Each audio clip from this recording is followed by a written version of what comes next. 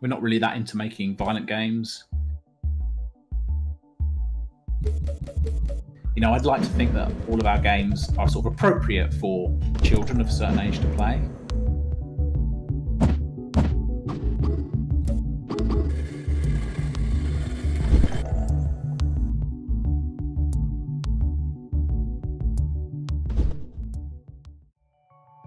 You're a little square called Wilmot, and a van arrives in the warehouse, it's top down, pours out a bunch of random stuff, and a bell goes every 3 minutes, and you're going to have a window's going to open at the other end of the warehouse, and some people are going to ask you for some things. And what happens in the middle is just up to you, and you just got to organise it.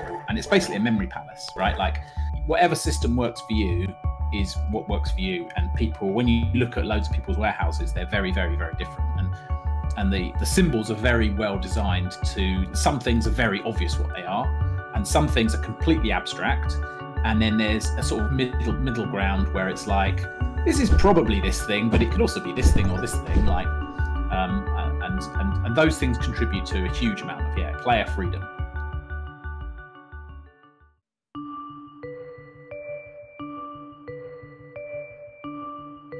When we were making, I think when we were shipping Hohokum, Dick pitched this idea of, like, based on the fact that he used to work in warehouses as a student.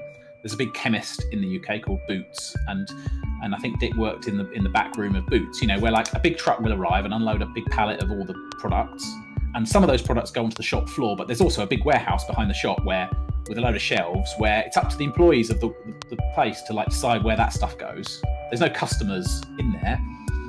The system doesn't really matter, as long as it makes sense to the people who've then got to take the things from the warehouse and put them on the shelves. And so Dick pitched this as like an idea for a game, the next game we could make.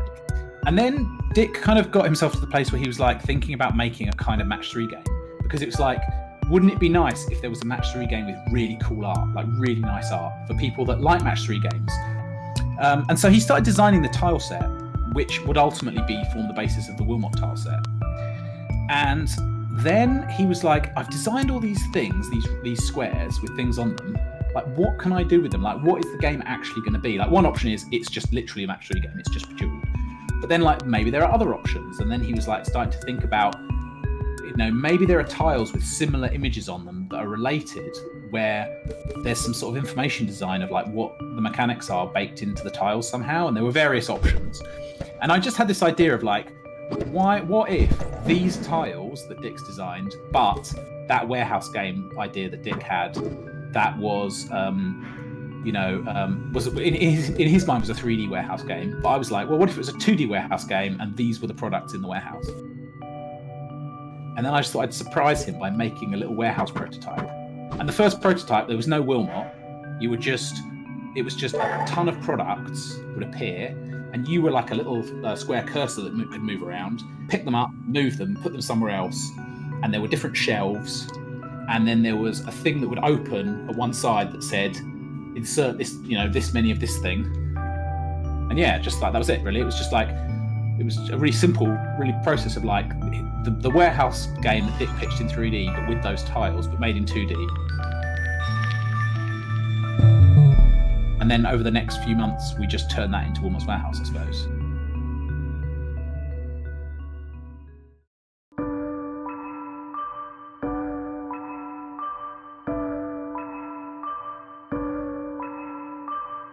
There are tiles which are deliberately ambiguous. So most tiles are in more than one category.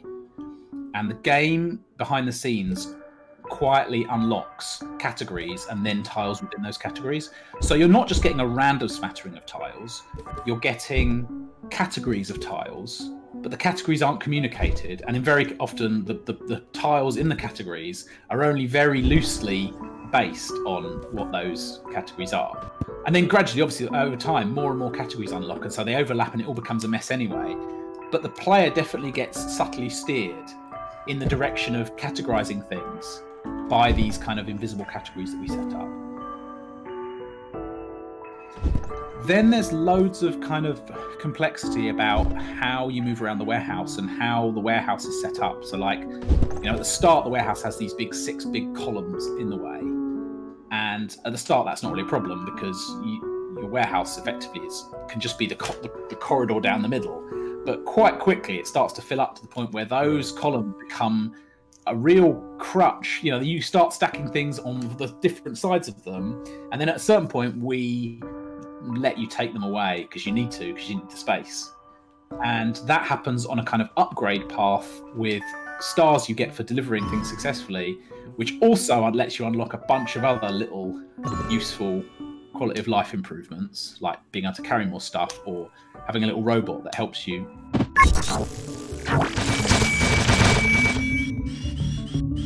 And yeah, just figuring out how big the warehouse is, how big those columns are, how many categories unlock over time, how many deliveries you get, how many products in each delivery, how many things people ask for, therefore how full is the warehouse going to be at any one time, what are the chances of one object getting randomly loads of one object.